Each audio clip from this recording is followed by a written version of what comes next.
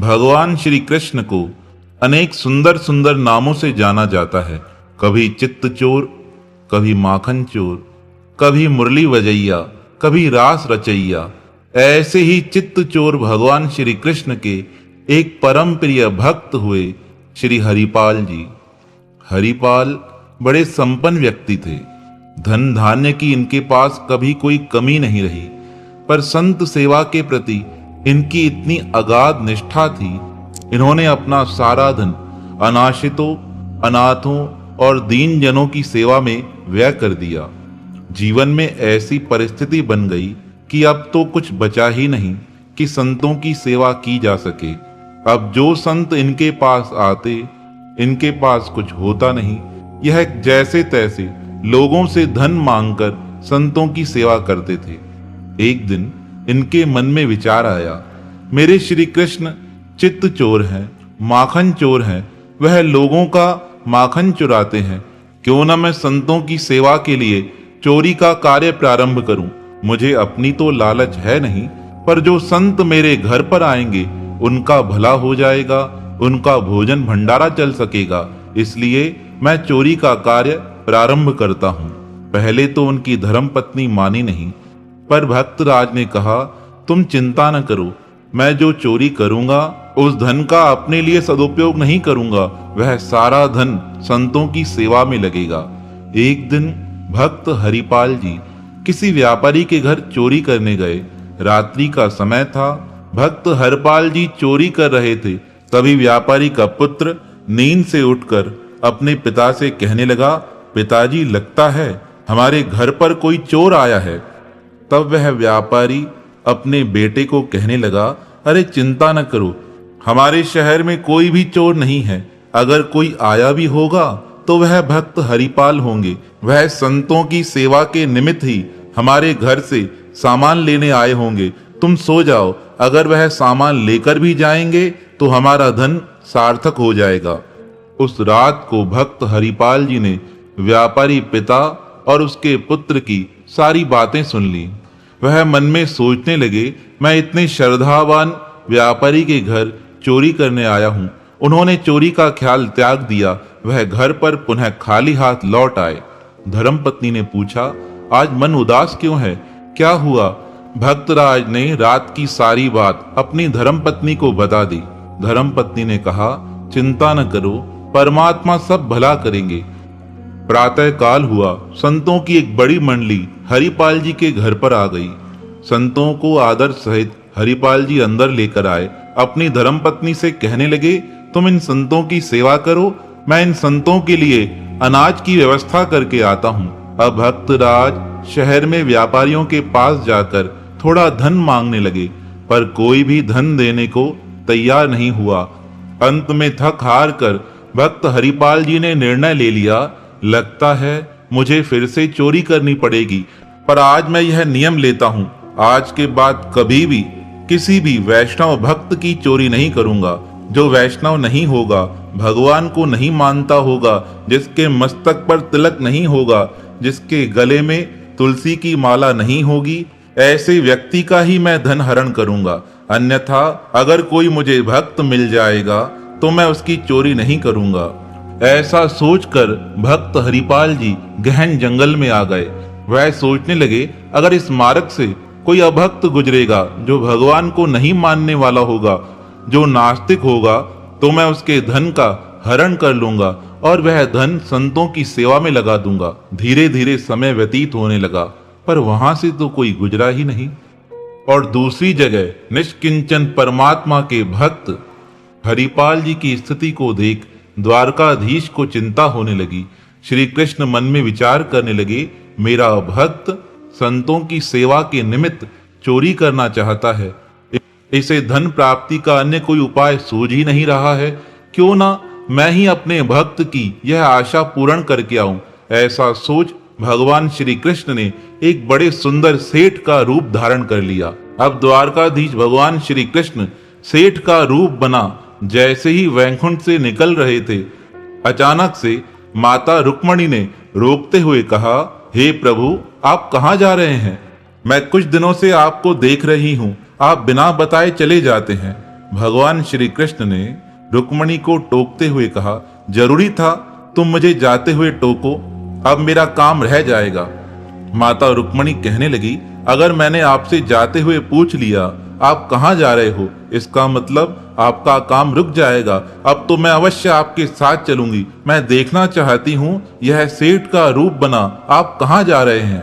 भगवान श्री कृष्ण ने पहले तो रुक्मणी माता को मना किया, पर रुक्मणी माता भी आज जिद पर थी। वह कहने लगी, मैं देखना चाहती हूँ आज आप सेठ बन कौन से भक्त की इच्छा पूर्ण करने जा रहे हो। तब भगवान श्री कृष्ण ने माता रुक्मणी से कहा, अगर तुम्हें मेरे साथ चलना है तो एक शर्त है, तुम्हें अच्छे से अपने शरीर पर आभूषणों का श्रृंगार करना पड़ेगा और जैसे मैं सेठ का रूप धारण कर चुका हूँ वैसे तुम्हें सेठानी का रूप धारण करना पड़ेगा और मेरे भक्त के पास चलकर तुम्हें थोड़ी सी भी हरी चर्चा नहीं करनी है। वहां चलकर तुम्हें मुझे गालियां देनी है, मेरे लिए अपशब्द बोलने हैं, तभी मेरा काम बन पाएगा। इसलिए मैंने तुम्हें कहा तुम्हारा चलना ठीक नहीं है, पर तुम जिद करती हो, तुम्हें चलने की इच्छा है तो मेरी यह सारी बातें तुम्हें माननी पड़ेंगी।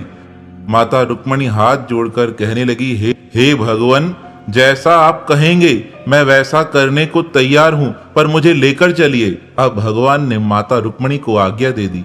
माता रुक्मणी ने जल्दी से एक सेठानी का वेश धारण कर लिया और अपने शरीर पर बड़े सुंदर सुंदर आभूषण धारण कर लिए। अब भगवान श्री कृष्ण बने सेठ और सेठानी उस मार्ग से गुजरने लगे जहां भक्त हरिपाल किसी यात्री के आने का इंतजार कर रहे थे।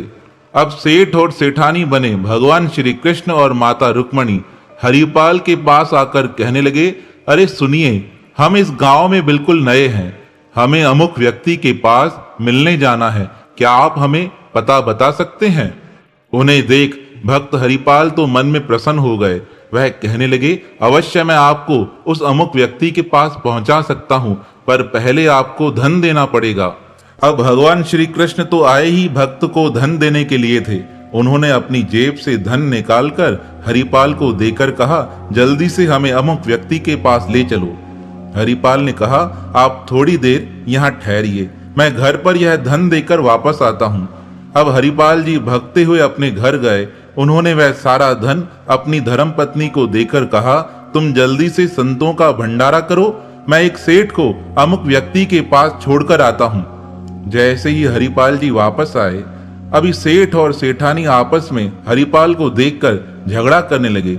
सेठानी कहने लगी, यह भगवान भी कितना निर्दयी है, इस घनघोर जंगल में हमें कोई साथी मिला ही नहीं, जिसे हमने पैसे दिए वह भी लेकर भग गया है। इतने में हरिपाल जी भी वहां पहुंच गए। उन्होंने सेठानी से कहा, तुम मेरे भगवान के लिए अपशब्द कहती हो। वह सेठानी कहने लगी, हाँ कहूंगी, उसने हमारे साथ हरदम अन्याय किया है। हमारा जो पुत्र हमारे साथ आया था, पता नहीं वह कहाँ भटक गया है। अब तो वह सेठ बने भगवान श्री कृष्ण भी अपने विषय में कहने लगे, हाँ यह सेठानी बिल्कुल सही कहती है, भगवान बड़ा अन्यायी है, वह किसी के साथ न्याय नहीं करता है, हरदम लोगों को दुखी रखता है। जो सच्चे लोग होते हैं, जो संतों के सेवक होते हैं, उनके पास तो कभी पैसा छोड़ता नहीं, और जो बड़े बड़े अमीर लालची लोग होते हैं उनके पास पैसा बना रहता है। जब वह सेठ सेठानी भगवान के विषय में इस प्रकार अपशब्द कहने लगे तो हरिपाल जी को बड़ा क्रोध आने लगा। तब भक्त हरिपाल जी ने सेठ बने भगवान श्री कृष्ण की वेशभूषा देखी। उन्हें पता लग गया, ना तो इनके मस्तक पर तिलक है, ना इनके गले में तुलसी की माला है, और ना ही यह सच्चे आस्तिक लगते हैं, क्योंकि यह तो परमात्मा के लिए भला बुरा कह रहे हैं। अब तो उनके मन में निश्चय हो गया, ऐसे सेठ की चोरी करने में मुझे पाप नहीं लगेगा। अब तो हरिपाल जी ने उन दोनों से कहा, चलो मैं आपको जंगल से मार्ग दिखाते हुए अमुक व्यक्ति के पास छोड़कर आता हूँ। हरिपाल जी आगे आगे चल रहे थे, श्री कृष्ण और रुक्मणी जी हंसते हुए पीछे चल रहे थे, पर दोनों आपस में बातें यही कर रहे थे कि हरिपाल जी को लगे कि यह दोनों भक्त नहीं है। जैसे ही मार्ग में घनघोर जंगल आया, भक्त हरिपाल जी ने एक चक्कू निकालकर सेठानी को डराते हुए कहा, जल्दी से यह सारे आभूषण और धन मेरे हवाले कर दो। सेठानी कहने लगी, अरे यह क्या करते हो, तुम तो हमें मार्ग दिखाने वाले थे। हरिपाल जी कहने लगे, मैं उन लोगों को मार्ग दिखाता हूँ जो सच्चे भगवत भक्त होते हैं, पर तुम दोनों तो नास्तिक हो। मैं तुम्हारा धन चोरी कर परमात्मा की सेवा में लगाऊंगा, तुम इस धन के योग्य नहीं हो। माता रुक्मणी ने डरते हुए सारे आभूषण उतारकर भक्त हरिपाल को दे दिए। भगवान श्री कृष्ण बने सेठ जी ने भी अपने सारे आभूषण उतारकर भक्त हरिपाल जी को दे दिए। तब हरिपाल जी ने देखा अभी वह सेठानी अपने हाथ की अंगुली में पड़ी एक अंगूठी उतार कर नहीं दे रही थी। तब भक्तराज को बड़ा क्रोध आया। उन्होंने सेठानी की अंगुली मोड़कर कहा, यह अंगूठी नहीं दोगी, इसे तुम अपने पास रखना चाहती हो। तुम्हें एक बार मैंने कह दिया यह सारे आभूषण उतार कर दो, तब भी तेरे मन में लालच है। अब जैसे ही भक्तराज ने क्रोधित हो रुक्मणी जी की अंगुली मोड़ी, भगवान श्री कृष्ण बने सेठ जी को हंसी आ गई।